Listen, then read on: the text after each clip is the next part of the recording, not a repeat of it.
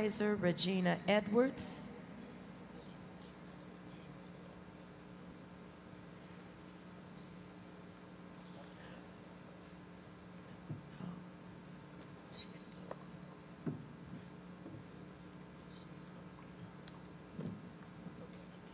Supervisor Regina Edwards, Michigan, followed by Supervisor Mildred Eason, Florida.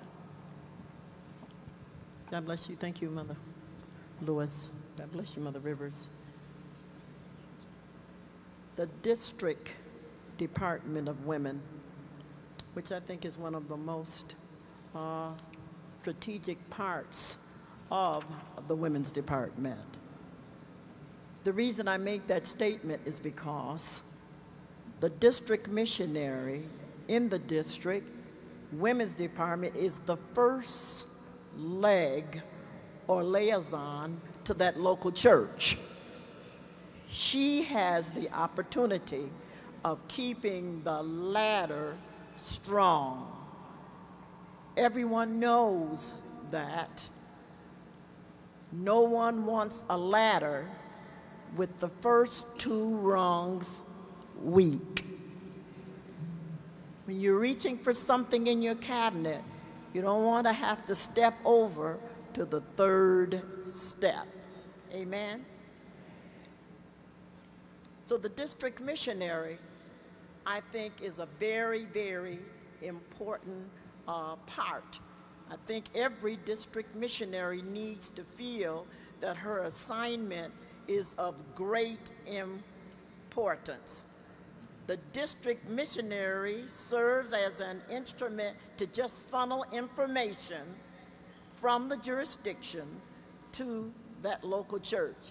I like to rephrase it and say, to keep the local women abreast of what's going on in the church.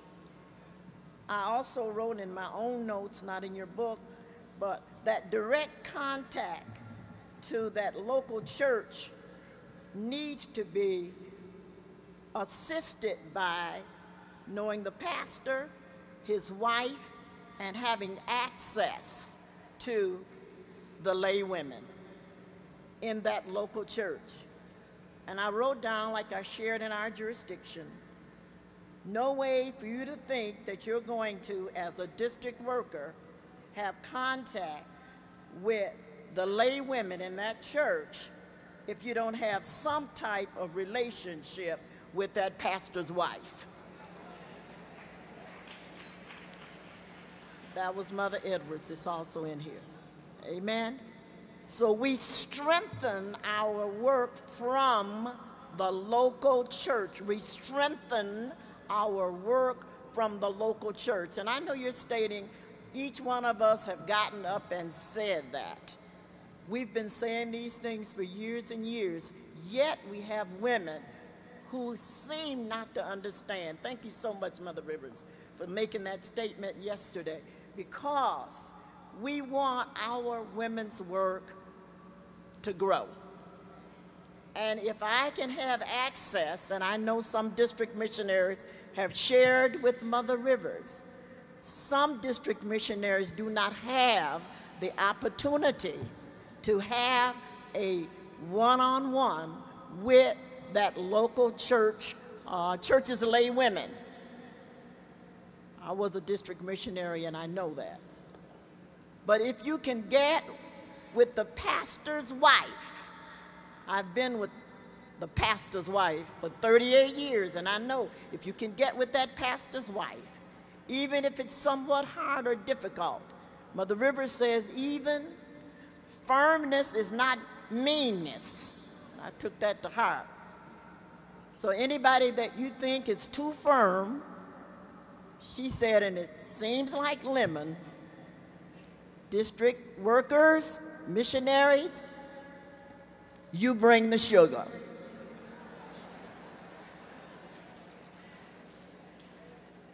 On my way to my seat, is much more in your book, but I wanted to say every district missionary to me is a recruiter. You're always on business for your assignment. always, when I go to look around or encourage others, I like to make the statement that we're recruiters, we have an eye for women, we're always looking around that we may be able to build our team.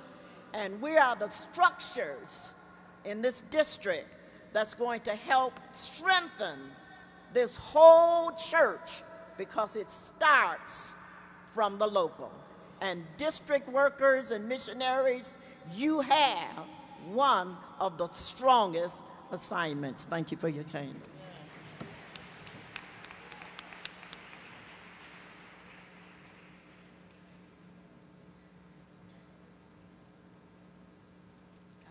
Thank you. Honor to Mother Rivers. Just to reiterate some of the things that Supervisor Edward shared with us, as district leaders, after the jurisdictional leader has properly and duly informed you of things that should be passed on, there are a few statements that the jurisdictional leader really never wants to hear. And one statement is, from the local church, we didn't know anything about that. The second statement is, no one ever told us that. And the third one is, if we had known, we would have thus and so. And so the district serves as an instrument, as has been said, to funnel information downward. The funnel, when you think of a funnel from the kitchen, it allows you to pour liquid through it to another vessel. As district leaders, it is your responsibility to get information to the local church. Well, how will you do this? First of all, I believe that you must know the pastor, you must know his leadership style, and most certainly you must work with his wife. Know the women in the local church. Develop a relationship with key persons in the church. Know what works best in that geographical area.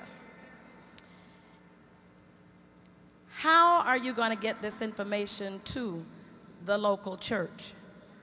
You may want to duplicate the style that the jurisdictional leader used to get the information to the local church. We're living in a we're living in an age when we got a lot of things, amen, a lot of methods that we can use. I know, if you will pardon the personal reference, in my jurisdiction we have a lot of young women, YWCC age young and younger, who really know this computer. And while I may not be as proficient as some of them are in the different techniques and methods that you can use, I utilize them in getting my work to the local church.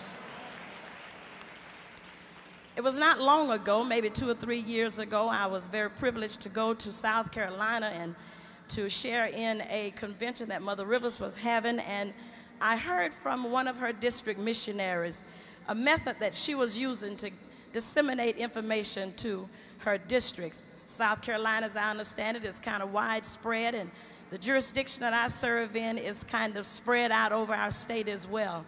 And so it's difficult for me to have close-knit meetings with them, but I heard about that thing they call the conference call, and it is working great for me in our jurisdiction. It's just so easy to call or email them and say, I invite you to join me on a given night at a certain time. We want to talk about these things, and I'll list them out and give them a little quick agenda. And when they all sign on and we get through laughing and saying hello and maybe asking, what do you have on? Do you have on your nightgown or your pajamas, or do you have on a pair of jeans? We go on and take care of our business. There's no excuse in the age in which we live for not getting information to the proper people. And so I want to encourage you to look at texting, faxing, my space Facebook, the conference call. Don't forget about the U.S. mail and Alexander Graham Bell, the telephone. God bless.